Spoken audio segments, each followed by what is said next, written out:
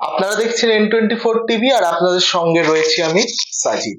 যে খবরের দিকে চোখ রাখবো, আবারও পুনরায় হতে চলেছে রাত দখলের কর্মসূচি। আপনারা জানেন এর আগে ঠিক 14ই আগস্ট এই রাত দখল কর্মসূচি হয়েছিল। মানুষের স্বতঃস্ফূর্ত যে যোগদান তা কিন্তু একেবারে চোখে পড়েছিল। একেবারে প্রতিটি জায়গায় কিন্তু মানুষ পথে নেমেছিল, রাস্তায় বেরিয়েছিল, এই রাত দখলের কর্মসূচিকে সফল করে তুলেছিল।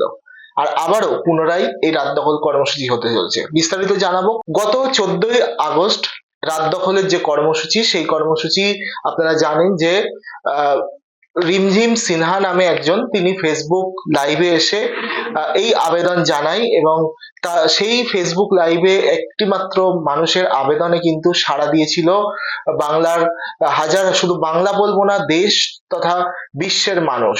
তারা সাড়া দিয়ে 14ই আগস্ট রাত্রে তারা পথে নেমেছিল।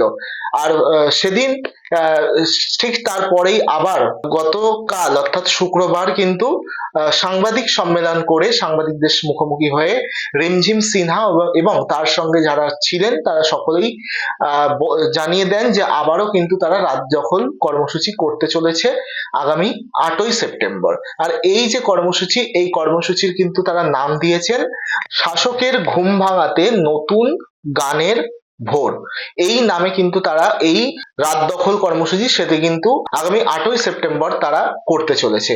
শাসকের ঘুম ভাঙাতে নতুন গানের ভোর, এই নাম দিয়েই কিন্তু তারা এই কর্মসূচি করবে, এমনটাই জানা যাচ্ছে। তারা সাংবাদিকদের মুখোমুখি হয়ে এমনটাই জানিয়েছেন। আর এই এই কর্মসূচি এটি কিন্তু একেবারে সাংস্কৃতিক আঙ্গিকে হবে, তারা এমনটাও জানিয়েছে। বিভিন্ন নাট্য ব্যক্তিত্ব থেকে শুরু করে সকলকে তারা আবেদন জানিয়েছেন এই কর্মসূচিতে যোগদান করার জন্য।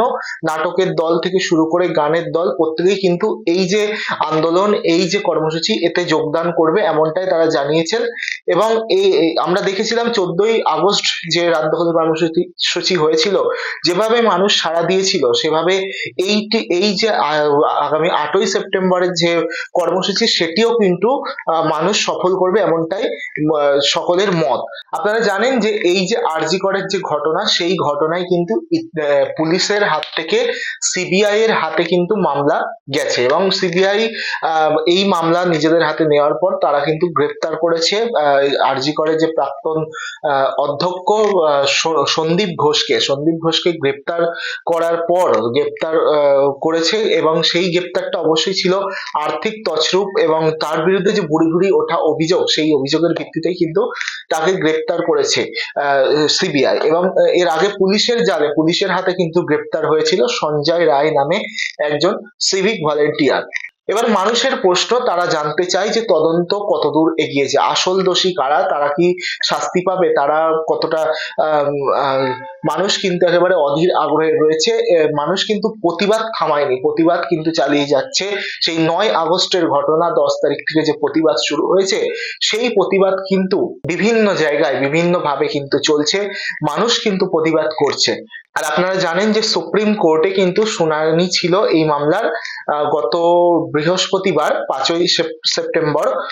তো এই মামলার যে শুনানি, সেই শুনানি কিন্তু বাতিল বা স্থগিত হয়ে যায়। তার কারণ হিসাবে যেমনটা প্রাথমিকভাবে জানা যাচ্ছে যে বিচারপতির অসুস্থতার কারণেই কিন্তু এই মামলা কিন্তু স্থগিত হয়ে গেছে বা সেই দিনের জন্য বাতিল হয়েছিল।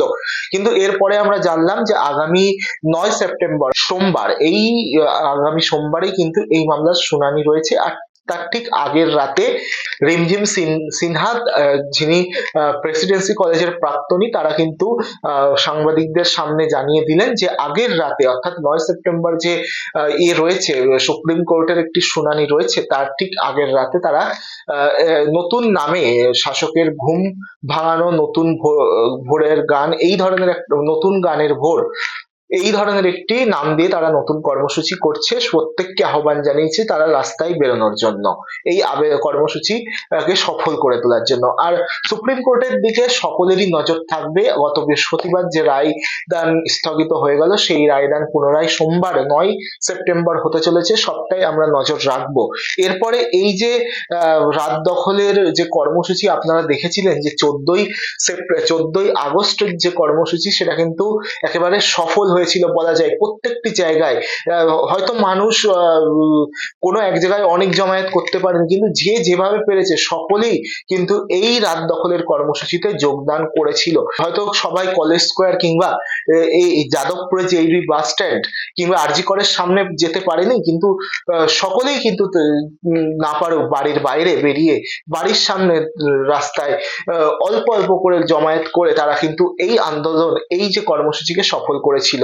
আর ঠিক তারপরে আবারও এই কর্মসূচির ডাক দিল, এবং এই যে এই কর্মসূচি, এই শুধু এই কর্মসূচি নয়, গোটা আগস্ট মাস জুড়ে আমরা দেখেছি এই ঘটনার পর থেকে, এমনকি এই যে সেপ্টেম্বর মাস চলছে, এই মাসে আমরা দেখছি যে প্রত্যেক দিন কোনো না কোনো ভাবে কোথাও না কোথাও আন্দোলন চলছে, এবং যতদিন না ন্যায় বিচার হচ্ছে ততদিন এই আন্দোলন চলবে, এমনটাই কিন্তু সাধারণ মানুষের মত। সাধারণ মানুষ এই আন্দোলন করছে, তবে এই আন্দোলনে তারা তাদের একটি মত, যে তারা বলছে যে এই আন্দোলনে যেন রাজনীতির রং না লাগে, কিন্তু সেই রাজনীতির রং কিন্তু একেবারে লেগে যাচ্ছে বলা যেতেই পারে। রাজনীতি কিন্তু একটা ইস্যু কিন্তু জড়িয়ে যাচ্ছে এই আন্দোলনগুলো, এই কর্মসূচিগুলোর মধ্যে। তার কারণ রাজ্যের শাসক দল তারা বলছে যে রাজ্যে যে বিরোধী দল রয়েছে, বিজেপি সহ সিপিআইএম, কংগ্রেস, এরা কিন্তু রাজনৈতিক ফায়দা লোটার জন্য এই ইস্যুটাকে, এই ঘটনাটাকে একটা অন্য পর্যায়ে নিয়ে যাচ্ছে। এবং ঠিক একইভাবে বিরোধীরা যেমন বিজেপি, সিপিআইএম, কংগ্রেস, এরা বলছে যে রাজ্যের শাসক দল তথ্য প্রমাণ লোপাট করেছে। এই যে ঘটনা, 9 আগস্টের ঘটনা ঘটার পর তারা কিন্তু তথ্য প্রমাণ লোপাট করেছে। একটা গুরুতর মারাত্মক অভিযোগ কিন্তু বিরোধীদের তরফ থেকে শাসকের ওপর করা হচ্ছে। এর কারণ হিসাবে তারা বলছেন যে এই যে সন্দীপ ঘোষ, এই প্রাক্তন অধ্যক্ষ আরজি করের, সেই অধ্যক্ষকে সম্পর্কে যখন ভুরি ভুরি অভিযোগ, নালিশ তারা সেখানকার পড়ুয়ারা করছিল, তখন তাকে রাজ্যের পুলিশ বা লালবাজার পুলিশ তারা কিন্তু কোনোভাবেই গ্রেপ্তার করেনি। গ্রেপ্তার তো দূরের কথা, তাকে ডেকে যে জিজ্ঞাসাবাদ, সেই জিজ্ঞাসাবাদও কিন্তু করা হয়নি। এবং যে নিয়ম রয়েছে, বয়ান রেকর্ড করতে হবে। কোনো জায়গায় কোনো ঘটনা ঘটলে, সেখানকার কোনো হসপিটালে ঘটনা ঘটলে, সেখানকার অধ্যক্ষ, সুপার, তাদেরকে ডেকে তাদের বয়ান রেকর্ড করতে হয়। সেই রকম কোনো পদক্ষেপ কিন্তু পুলিশ গ্রহণ করেনি, এমনটাই তাদের অভিযোগ। এবং সেই কারণে বিরোধীরা আরও জোর গলায় কিন্তু বলতে পারছে যে এই শাসক দল তারা কিন্তু সন্দীপ ঘোষকে আড়াল করার চেষ্টা করছে, এই ঘটনাকে চাপা দেওয়ার চেষ্টা করছে। এবং এরপরেই আমরা দেখলাম যে সিবিআইয়ের হাতে যখন মামলাটা গেল, এবং সিবিআইয়ের হাতে যখন মামলা যাওয়ার পরে সিবিআই কিন্তু গ্রেপ্তার করলো সন্দীপ ঘোষকে। আর এর আগে পুলিশের হাতে গ্রেপ্তার হয়েছিল সঞ্জয় রায় নামে একজন সিভিক ভলেন্টিয়ার। তো এই প্রতিবাদ, এই আন্দোলন কিন্তু চলছে। আগামী সুপ্রিম কোর্টের যে রায়, আগামী 9 সেপ্টেম্বর আমরা দেখতে পাবো সুপ্রিম কোর্ট কি রায় দেয়। অবশ্যই আমাদের নজর থাকবে সেদিকে। এবং 8ই সেপ্টেম্বর ঠিক আগের রাতে যে কর্মসূচি হতে চলেছে, সেই কর্মসূচির দিকে আমরা নজর রাখবো। সেখানে ঠিক কি হয়, মানে কতটা সফল হয়। গত 14ই আগস্ট আমরা দেখেছিলাম যেভাবে সফল হয়েছিল, স্বতঃস্ফূর্তটা মানুষের দেখা গেছিল, সেইরকম আরও কিছু হয় কিনা, সেই রকমই মানুষের সাড়া কতটা পাওয়া যায়, সেটাও আমরা নজর রাখবো। ততক্ষণ দেখতে থাকুন আমাদের চ্যানেল। আর নতুন কোনো আপডেট পেলে অবশ্যই আপনাদের সামনে নিয়ে আসবো।